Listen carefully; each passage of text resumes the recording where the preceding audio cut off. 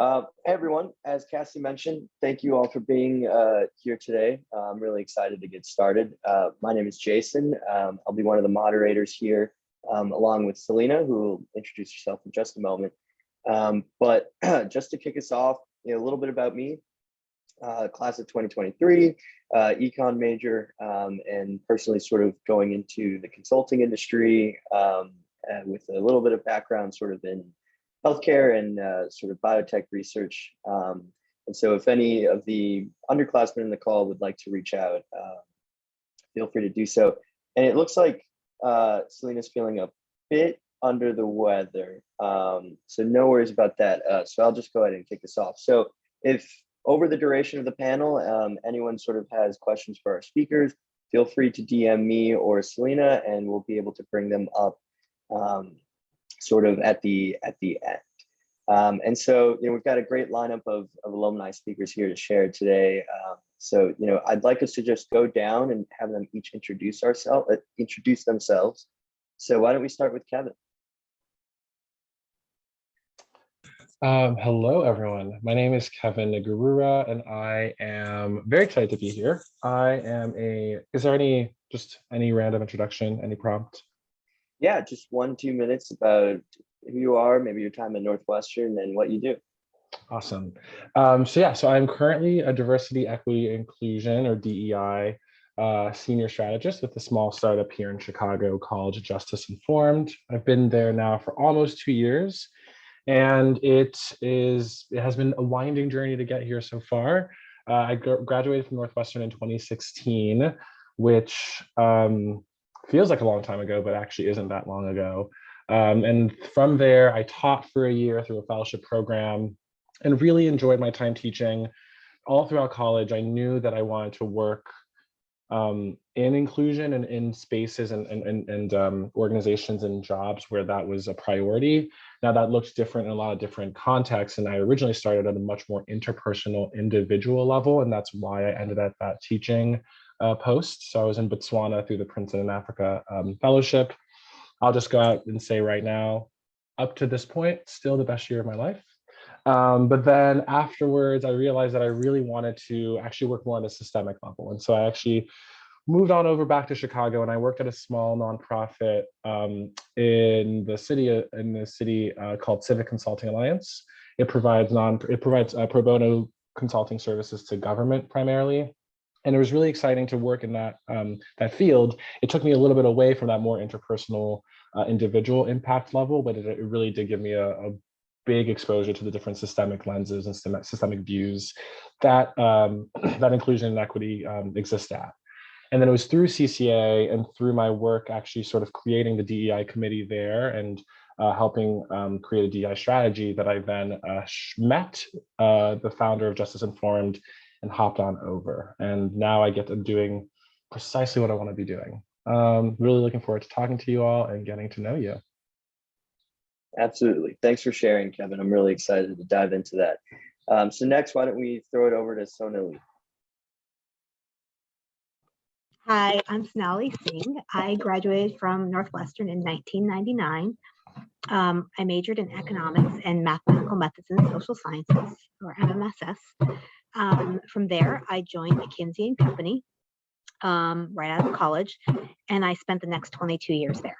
I have played a number of different roles, from being on the consulting side to then switching over and leading up our support staff, kind of HR essentially, to now being part of the global compensation function. So my job is to help pay the 30,000 people that we have there, a part of my job. In February of this year, though, I transitioned and I now serve McKinsey as my client. I'm an external advisor to the firm instead, just to work a little bit less, guys.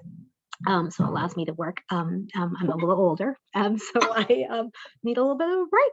And so I just work a little less, but I can answer any questions about consulting or whatnot too. So that's me. Absolutely. Thanks so much for sharing. All right. And finally, we have Amika. Hi, everyone. I'm Amika Porwal. I graduated from Northwestern in 2006, so sort of split the difference here between Sonali and Kevin. I work for the Boston Consulting Group currently, and I lead our I'm a healthcare knowledge expert. So what that means is I'm a subject matter expert. I lead our payers, providers, systems, and services sector across knowledge efforts at BCG, which is developing intellectual capital, big data, and analytics. I started my career as a consultant right out of undergrad, like many of you, I'm guessing, will be, with Booz & Company through on-campus recruiting, and spent about 11 or 12 years there before I moved to BCG. And so have, a lot of experience with many different consulting firms and going through an acquisition with a consulting firm. So happy to talk about those experiences. And on campus, I lived in the sorority houses for a little while. So lived on South Campus, was involved in a lot of different student clubs and majored in economics. And happy to be here. Absolutely. Sounds like we've got a plethora of experience here on the panel, which makes me really excited. Also excited to hear about everyone's sort of Northwestern experiences a little bit later, but why don't we just dive into our first question? So we'll go in the same order that, sort of everyone introduced themselves. So to just kick us off, really diving in, what are your organization's sort of expectations for you, day in and day out generally, but also, in this new era post-COVID, working in the office or remotely. So a day-to-day and how COVID has sort of put a twist on. I don't think it's fair that I have to go first. No, I'm kidding. Those are great questions. So I actually started this role in August of 2020. So I don't know the pre-pandemic Justice Informed. I will say it's a small startup. There are only 4 of us. And in terms of day-to-day, I will say that is probably one of the biggest shifts that I felt coming from a more established and structured nonprofit to the startup, is that, like, I thought that my day-to-day before was variable, but today it's truly, one day I'm actually helping write some of our HR policies or helping recruit and some interns or a new strategist.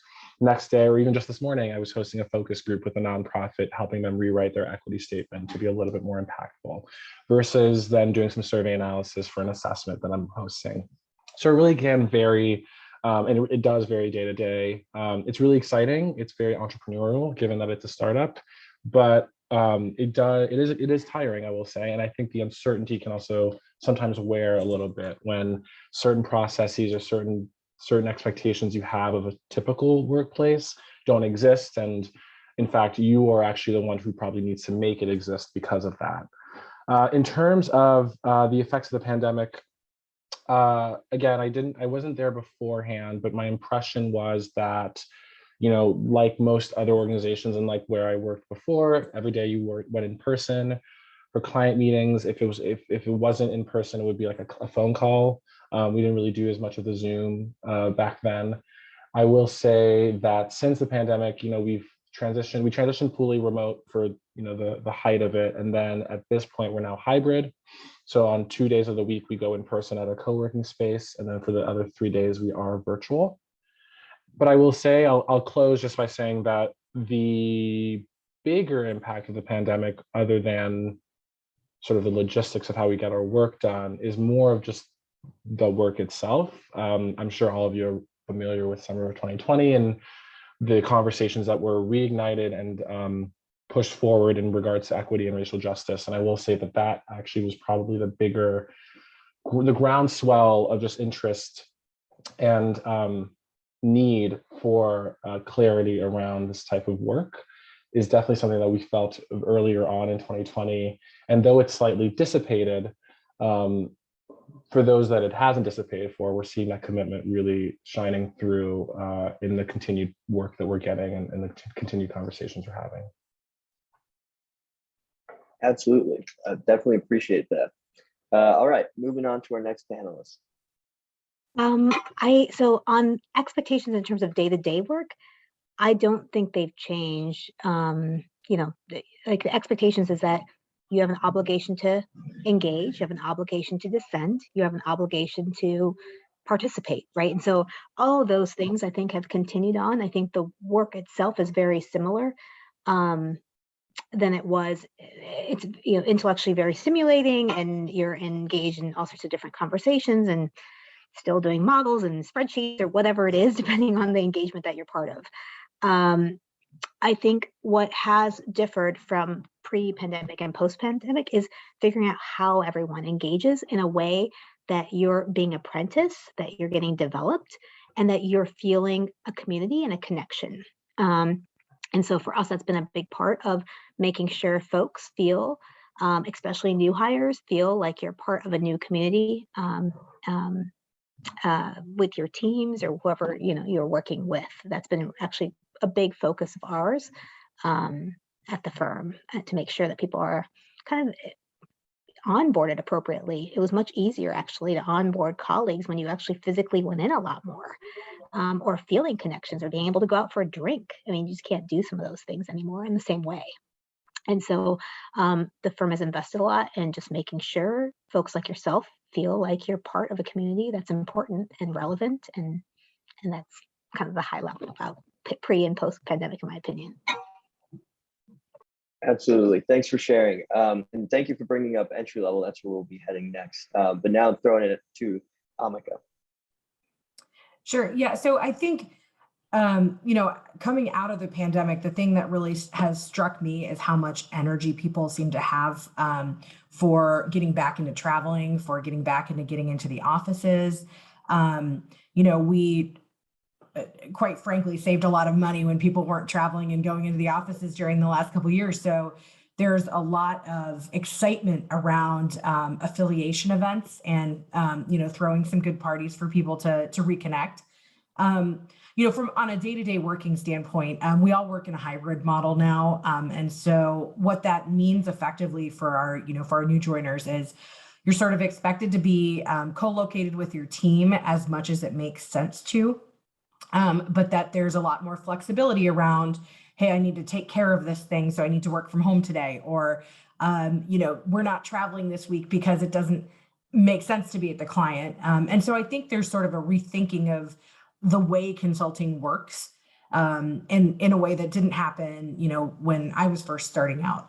So it's very exciting. I think now there's so much opportunity for folks who are just joining or just starting out to really get this wonderful experience, but also understand that the firm is really thinking about, or firms in general are really thinking about, how to make this a sustainable career for people. Absolutely. Thank you to all our panelists for sharing. Also, before we move on to our next question, I just want to let all of our listeners know, feel free to message me with any questions that you have, and we'll go ahead and present them to the panel at the end. So like I said, we're going to move on to a question about sort of those entry-level positions. So, to our panelists, what are some of those entry-level positions in your field? Think about when you guys were first starting out, and what are the best way to prepare for those roles? I know a lot of people in this call will be starting internships this summer, or maybe even going full-time. So just sort of giving a high-level perspective on that. And Kevin, I'm sorry, we'll start with you. That's okay. We'll have a talk after this.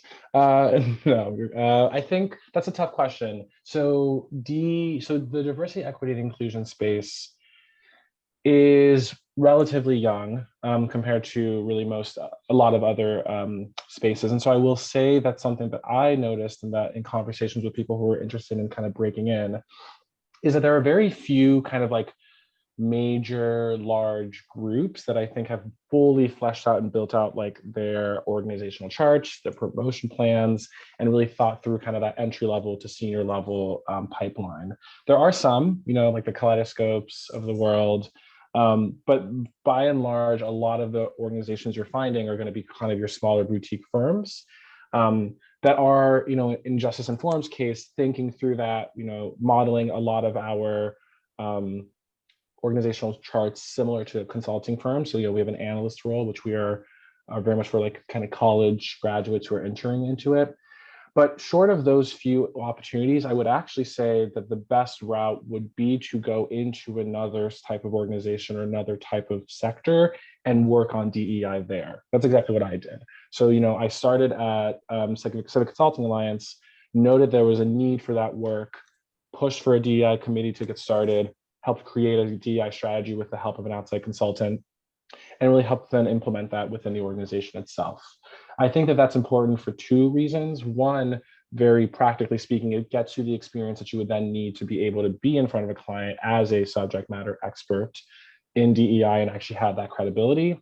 But two, I think it also will very quickly teach you how important relationships are to getting organizational change done, which I think is the bread and butter of how DEI works. And so I will also just say that even for our analysts, right, we're also trying to consider, like, do they know what like a task force even does? Do they understand bylaws? Do they know how to even escalate an issue to a manager? Like, those things and those softer skills are fundamental to being able to enact any type of change, especially one that is as sometimes challenging and potentially controversial as diversity, equity, and inclusion.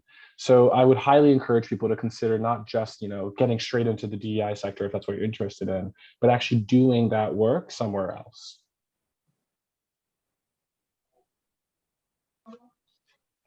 So I think what's different between 1999 and today is if you had applied when I had applied, there was one role. You could join McKinsey & Company as a business analyst, and that was about it. What's changed since then, in my mind, in a really great way, is that there's a diversity of roles that you can apply for at the entry level. And Amika is a great example, I think, if you're in the knowledge space. So there are roles within consulting that you can do that you might say, hey, I want to do tech consulting, or I want to do generalist consulting, or I want to try out different areas where I have some expertise. Or you might say, hey, no, I really enjoy doing knowledge development and knowledge work. I'm going to join the capabilities and insights as an analyst there. Or I really enjoy actually learning how the nuts and bolts of things work. You can join a team like mine and join as a compensation analyst. We hire at all different levels, and entry levels, or also college grads can come to any of those. Most of those roles and things are listed on the career websites of all of these different consulting firms, but I would encourage you guys to think a little bit more broadly than than I did, I should say, when I was looking myself for different jobs. In terms of preparing, I think it depends on what kind of role you're excited about. But traditionally there, back in the day, there used to be great ways of practicing for the interviews with other students or through the Career Center. And I would encourage you to do that. I think it's also just making sure you feel good about what you're putting on your resume, your LinkedIn site. All those different pieces are important to take the time. Even though it feels like it's just another thing to do, it's kind of useful to make sure that you feel like you have really presented the best description of who you are and what you'd like to do. With that, I'll just stop and pass it on. I would agree with Sonali there. When I applied to be a consultant in 2005, was the beginning of my senior year, really, I looked at there were 30 firms that came to on-campus recruiting, and I applied to analyst positions at all of those firms. And then I read Case in Point and did a gazillion case interviews. And I'm sure that many of you guys will do the same thing. I think what's really amazing, especially, particularly talking with folks who are in your classes who are thinking about careers in consulting now, is that your sort of worldview is a lot broader than mine was, when I was 21 years old and looking for a job in consulting. That being said, a few things, particularly at BCG, that we look for regardless of which type of entry level role you're going into. One, we look for someone who has analytical rigor, and that it doesn't matter whether you're going into a role where you're going to be building, LBO models or trying to calculate DCFs. Doesn't matter. You need to have some analytical rigor, and you need to prove that to us through your coursework or through your interview, or through the case that you received during your interview.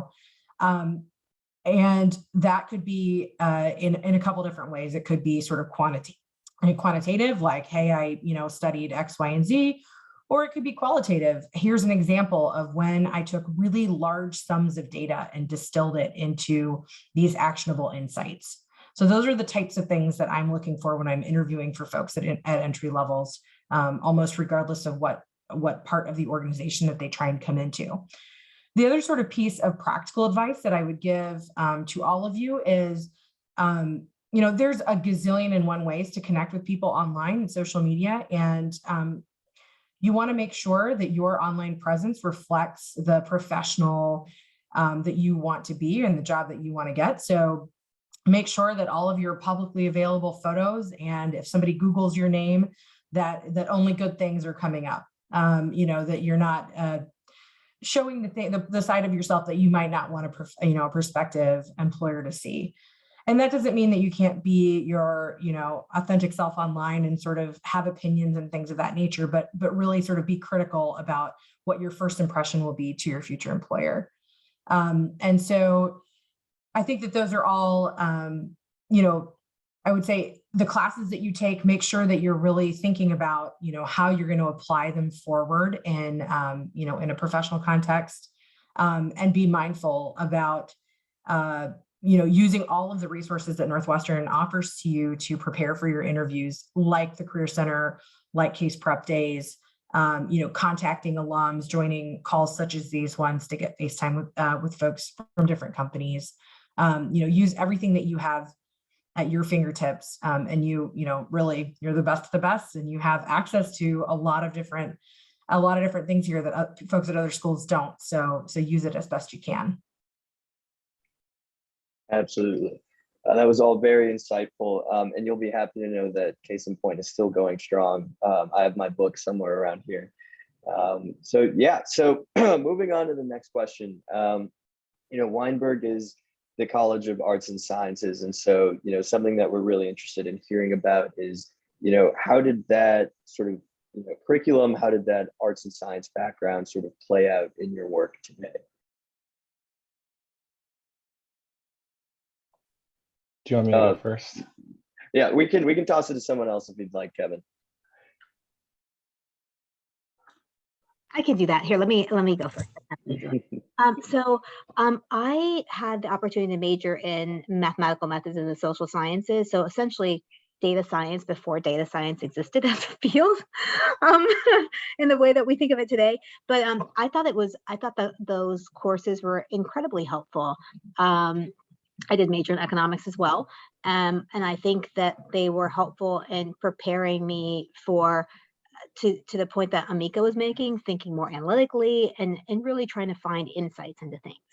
I think any of the classes that you take that allow you to really synthesize and kind of have to communicate what you believe in whatever fashion, and to be able to describe what you've decided and describe it in a way that's clear and clear to folks is actually quite helpful. So I also did a leadership certification. I thought that was great. I learned about leaders in different countries and how they thought.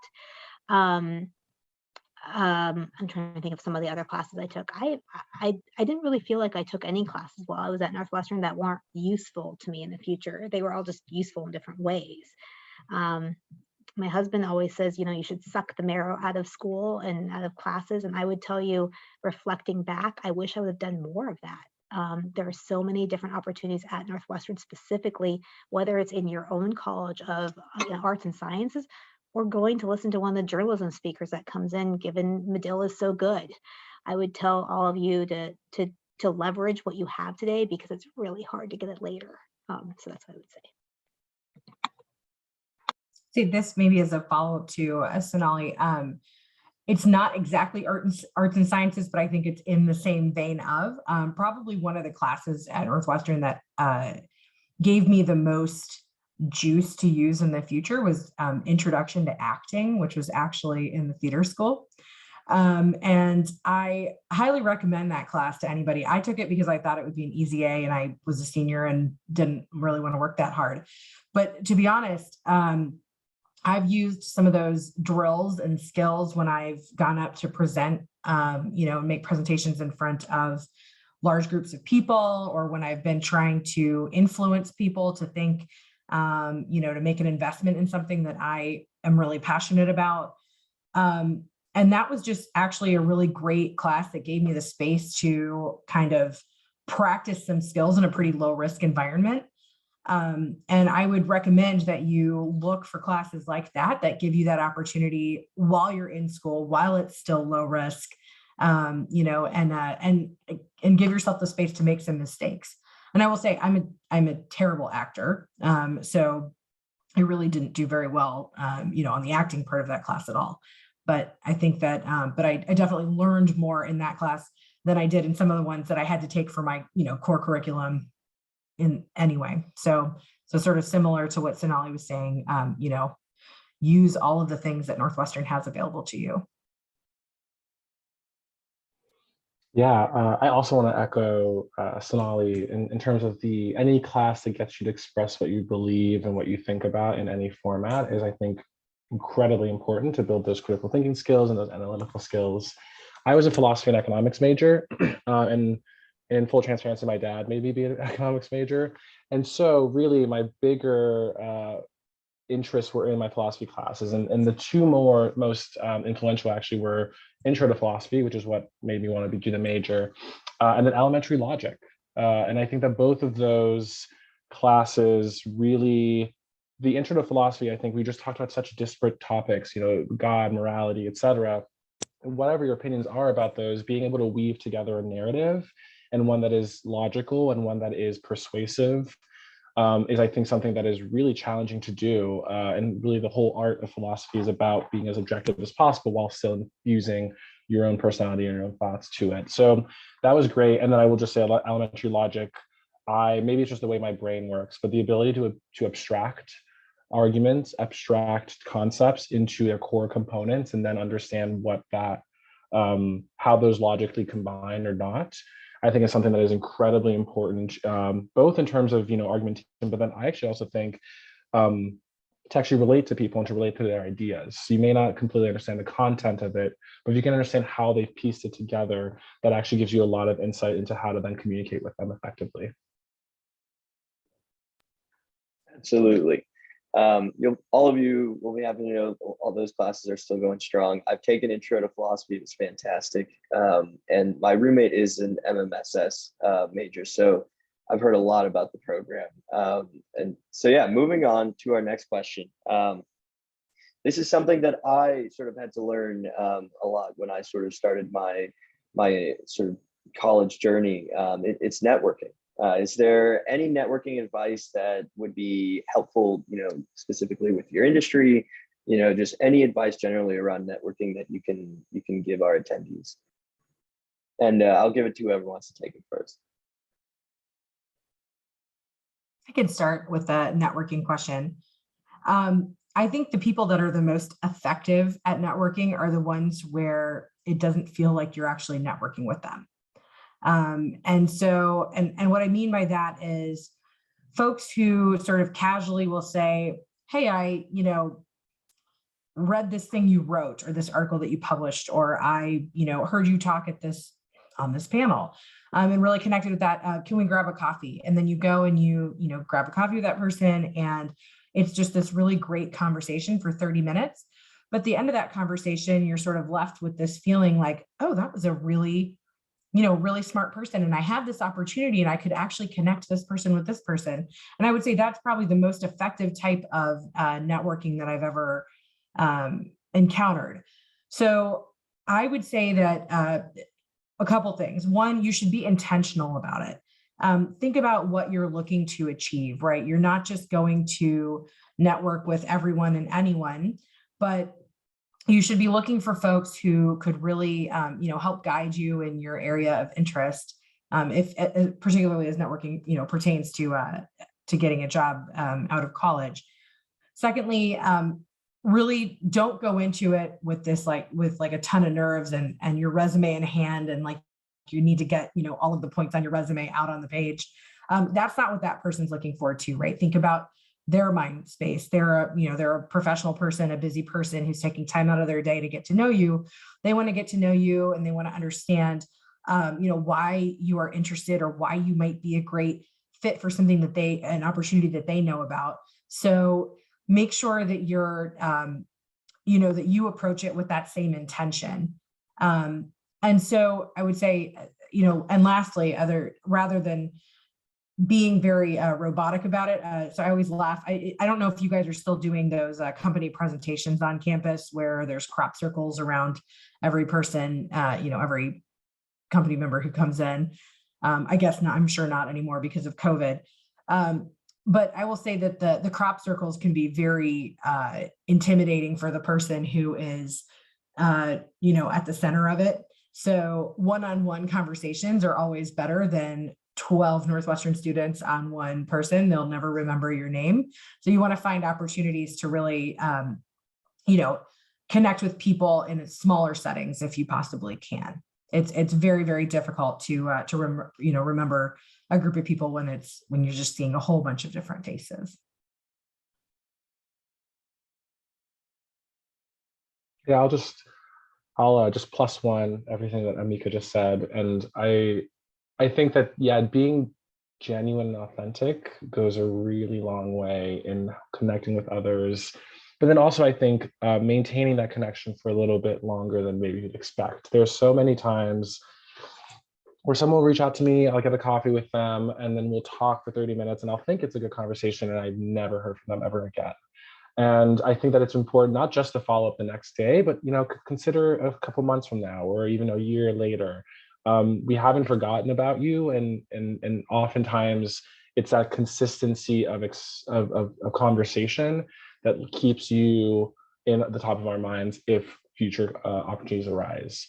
So don't be afraid and play the long game a bit. I work at Justice Informed because I connected with and stayed in contact with the founder for 2+ years. And it was actually after 2 years that he then called me with an offer. So just to give you an idea of just the time horizon that it can take and the sort of longevity you might want to consider, which then also, to Amika's point, means you should be intentional, because you can't keep track of 50 different people over 2 years.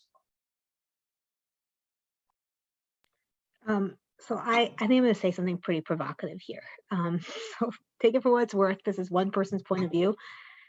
Please network with purpose. Don't reach out randomly. You're 22 years old. We can see through it. Like, it's not worth your time, nor it's worth my time. So you are not expected to go know everyone before you join McKinsey & Company. You don't actually have to know anybody. I knew no one at any of the firms I joined before I joined the firm. And so just know that it's okay to not have networked too.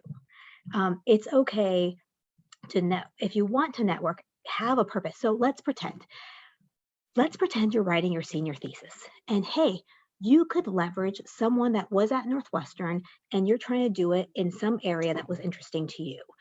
Let's say it's on checks, and you're going to reach out to seeing where the Northwestern alumni are that are in that area of interest of yours, and you're going to say, hey, can I interview you? That's called networking with a purpose. You actually are going to reach out, and then you might develop a connection, but it's connected to your personal interests. So, it can even be like, I really love miming, and let me go find out who else mimes out there in our Northwestern community. And then they happen to also work at a firm that I'm interested in. That could be part of that discussion. But I think generic outreach is generic. I don't think you're not really trying to do anything with it. And so I would tell you, really engage where necessary. The first time I think I sent a note to a Northwestern person was 3 years after I graduated from school, because I was writing a paper for Harvard. I mean, when I was there. And so in general, I would tell you, to the extent it's helpful to your life today in some way that's relevant, go ahead and network and reach out to people. If it's not, don't think that you can't get a job in consulting because you haven't reached out to 40 people. It's not necessary in that way. Does that make sense? So connect because you care about something or some way, but connecting for the sake of connecting. To your point, Amika, about coming around someone, I don't take notes. Like, I don't send a note to recruiting after I talk to you guys. I'm not taking notes here. In fact, our recruiting team doesn't even know I'm talking to you guys. It doesn't make it, I'm here because I care about Northwestern. So I just want to make sure that you guys all understand, you're 22 years old. Enjoy college. Enjoy what you're doing. Network with people who are there right now. Your professors, the people around you. I get it. It can help you with a job, but really be purposeful is what I would tell you. Like, have some fun while you're doing all this stuff. Absolutely. Thank you to our panel. I know that was helpful for me. This is something that I definitely had to learn, how to do as I started my higher education. So really appreciate all the insight there. So now we're going to jump to our attendees' questions for the last 20 minutes here. So please, attendees, continue to message me with them. And so our first comes from Tomas. Are there any opportunities for working internationally in consulting beyond meeting with clients? And whoever wants to take that. Yep. So, oh, sorry, go ahead if you'd like to. I'm sure that Sonali and I would probably actually have a very similar answer on this. So I would say that there are definitely opportunities to work internationally in consulting. One example would be that, so we have analysts who come in, we call them associates, into our right out of undergrad programs. And after they've worked with us for a year, 18 months or so, they're eligible for something called an international transfer. And so then you can go and work internationally for a year, a couple of years, in a different office and be part of that system. So that would be a very formal way to go and actually get some international work experience. There's also less formal ways to do that, which is, actually on the case, the projects that you're staffed to. So you could be working on a project where it's something where it's between the United States and another country. And as a part of that, you spend several weeks or a month, in another country actually doing your project work. So that's something that is also doable. A third way is something that we call a secondment. And so that is where you actually leave, in my case, BCG, and you actually go and work for a client for a year or for a nonprofit or an NGO organization. And that could be something, recently we had some folks who worked for USAID. And so they were on the ground in South Africa, and then they just returned to Chicago. So, there's a lot of different opportunities to go internationally if that's something that you're interested in. Yeah, I'll just piggyback off of that. Yeah, we have offices in 70 countries. So I think it depends on whether you're looking to go right out of college. In that case, you would interview, and when you list what countries, what locations you're interested in, it would be one of the international locations that you're actually interested in interviewing with from the get-go. Or to Amika's point, you join a firm and you spend a little bit of time actually working in the office that you're hired into. We want you to stay there for a little bit, right? Because that's what we're hiring you into, and then transitioning to another office over time, depending on what your interest is. It serves us well too when you move around. So everyone, it's a win for most everyone in that space.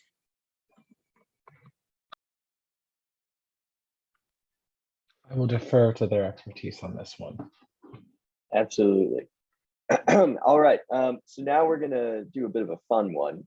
If everyone can sort of just walk us through their favorite Northwestern memory, sort of something that a trip down memory lane. We can give our panelists a second to think. I think I already know. I think I already know mine.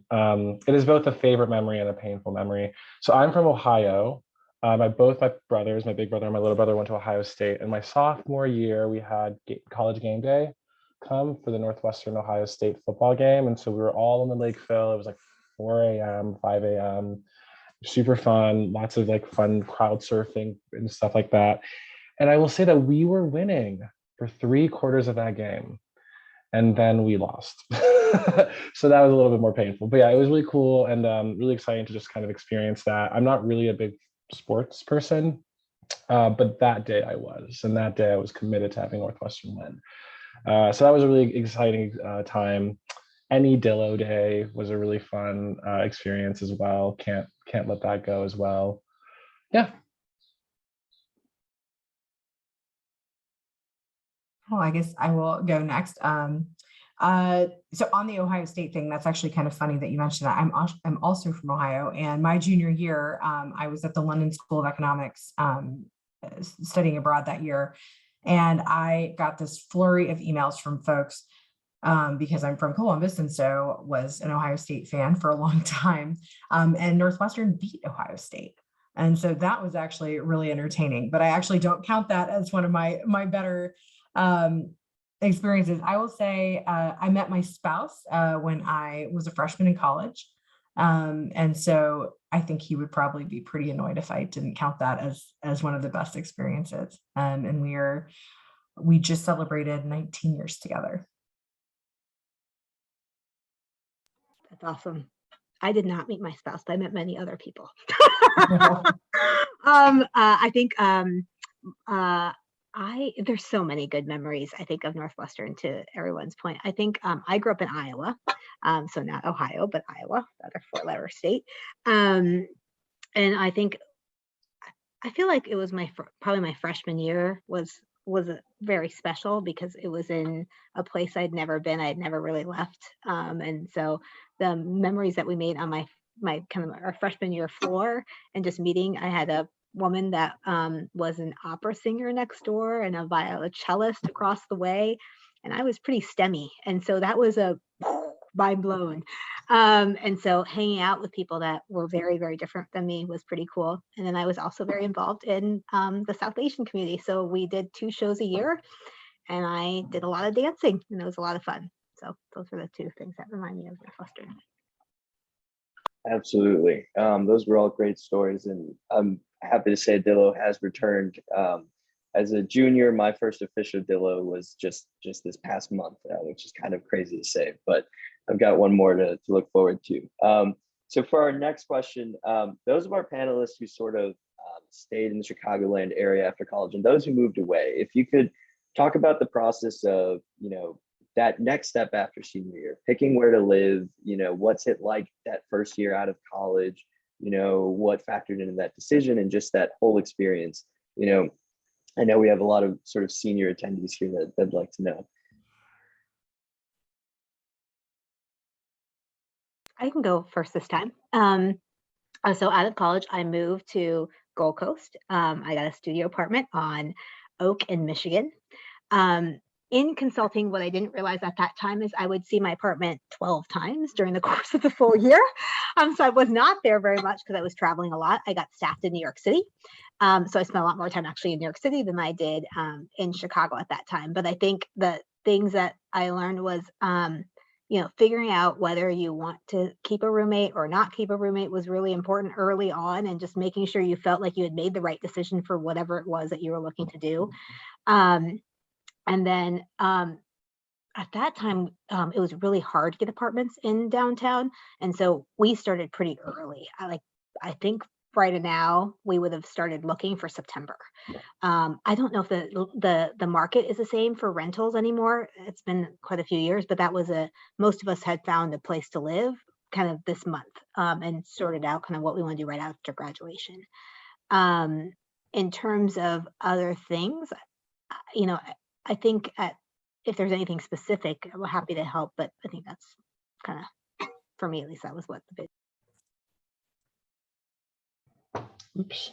Yeah, as I mentioned, I went abroad immediately after college. I actually left. I was on a flight to Botswana the day after graduation, on a fellowship. And I had personal reasons for going to Botswana. My parents are from the continent.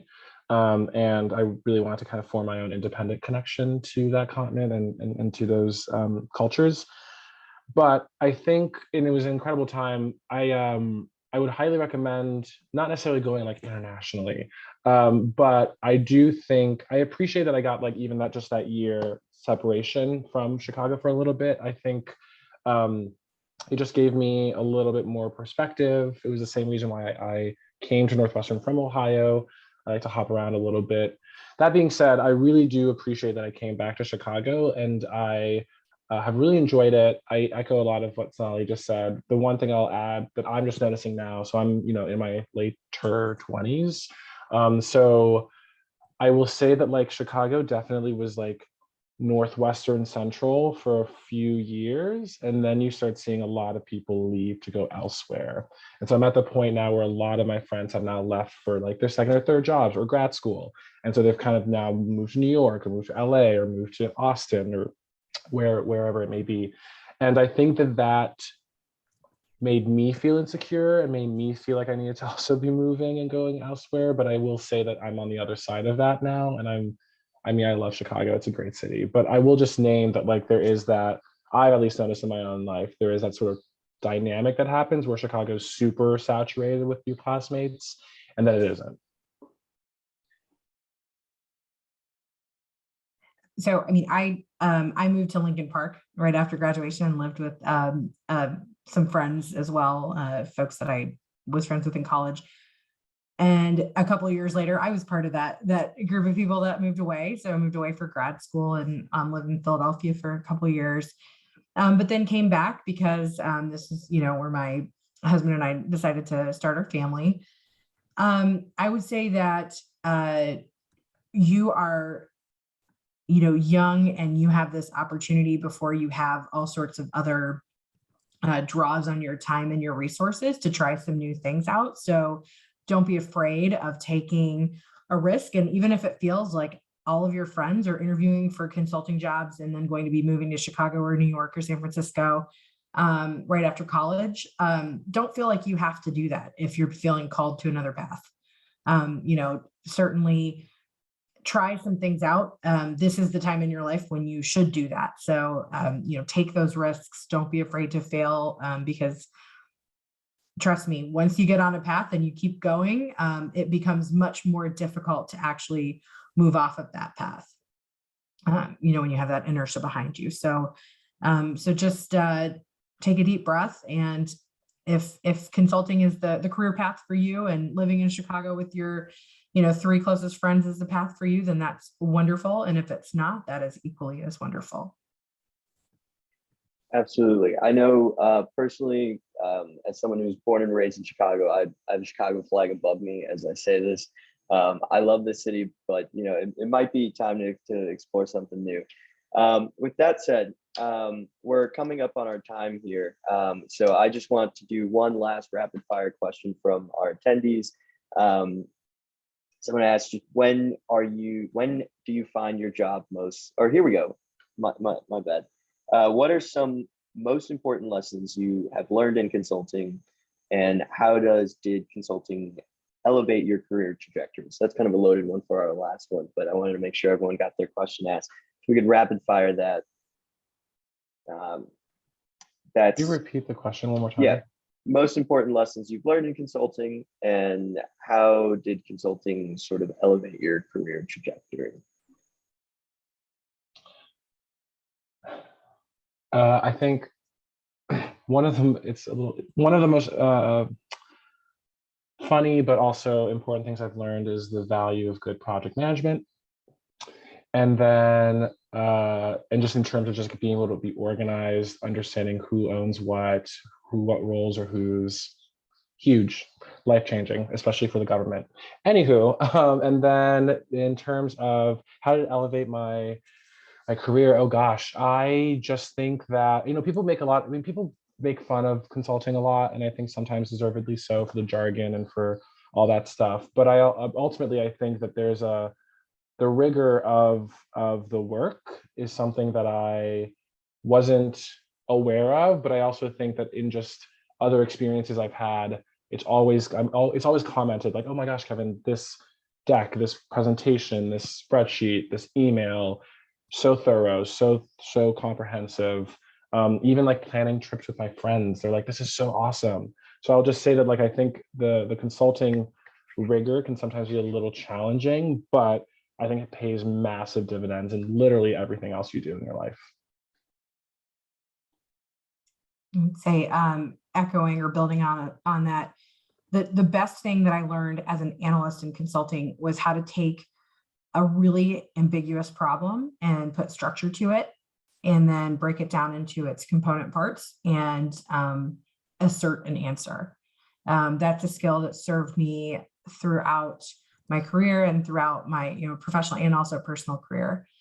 I think that the best thing that, regardless of whether you go into consulting or choose a different path, soak up as much knowledge as you can from the industry that you're in, because you will be able to apply it forward. At this stage in your career, you're like a sponge, and you're learning everything. So, so really be open to learning as much as you possibly can. Those are all very good pieces of wisdom. I think I would kind of layer on top of that too, is to say, I felt like when I first got out of college, I was 22 and I wouldn't know anything. And what I learned is they really hired you because you didn't know anything. Like you really were there to kind of think differently. And so consulting, I feel like, offered the ability for everyone to almost be viewed as an equal. We all had an equal obligation to come up with ideas and come up with perspectives, and had an obligation to just tell everyone what our perspectives were. So I think that was a real gift, that I feel like consulting made consulting special for me, at least.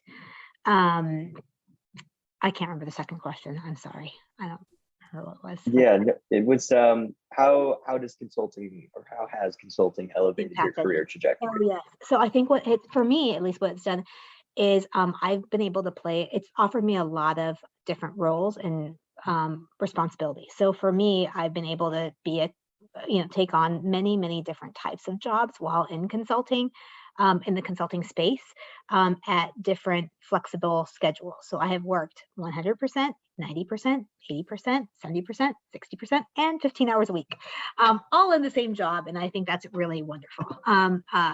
It depended on what part of my life I was in. If I was raising my kids and they were really little, or they got bigger, or I needed to live in Rochester, or I needed to go to India, it just offered me a lot of fluidity, and flexibility to kind of match up against what my personal life goals were at that time in my career as well. And so I think that's the part that I really think I benefited from consulting itself. Absolutely.